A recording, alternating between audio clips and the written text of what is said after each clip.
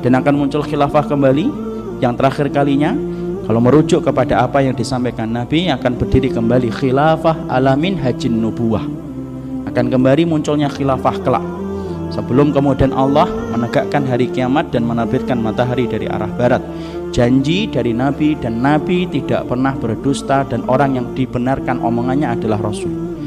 Makanya setelah kehidupan jatuhnya khilafah Utsmaniyah, kita ini sebagaimana anak ayam yang kehilangan induknya, sampai kemudian tercerai-berai, sampai akhirnya kita dipotong-potong jadi negara-negara kecil setelah pasca peperangan dunia kedua. Disitulah kita paham umat Islam itu memang tidak boleh lepas dari kepemimpinan yang kemudian memimpin mereka, yang menjalankan sebagaimana yang diperintahkan oleh kitabullah dan diperintahkan oleh sunnah.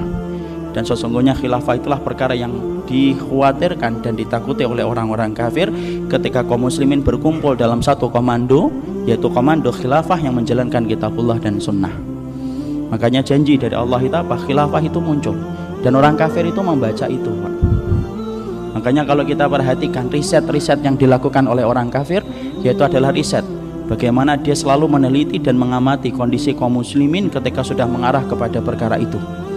Makanya mereka berusaha untuk melambatkan, walaupun mereka itu tahu kemenangan Islam itu datang. Makanya hari ini kita dapatkan permusuhan. Tidak ada agama yang mendapatkan permusuhan paling besar di atas muka bumi kecuali adalah Islam. Kalau agama ini bukan turun dari Allah, sudah hancur dan sudah punah jauh ratusan tahun sebelum kita lahir. Tapi karena agama ini adalah agama yang lahir dari kekuasaan Allah Subhanahu wa taala, maka inilah yang menjadikan Allah mengabadikan Islam sampai akhir zaman. Makanya orang-orang kafir itu ngerti betul kemenangan Islam itu pasti datang. Karena bisa jadi, maaf Pak, orang kafir itu bisa meredam semangat Islam tapi tidak bisa meredam kemenangan. Mereka bisa merusak bunga tapi mereka tidak bisa menahan musim semi untuk datang. Dan musim semi bagi kehidupan Islam adalah kemenangan bagi kaum muslimin. Makanya pertanyaan kita untuk saya dan kepada antum, kalau Islam nanti menang, maka itu pasti akan datang. Saya dan tidak ada saya, ada antum dan tidak ada antum.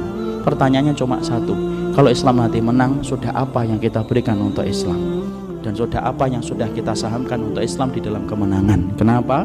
Kalau 1 rupiah di kantong kita saja akan ditanya oleh Allah dari rupiah itu bagaimana mendapatkannya, apalagi urusan agama.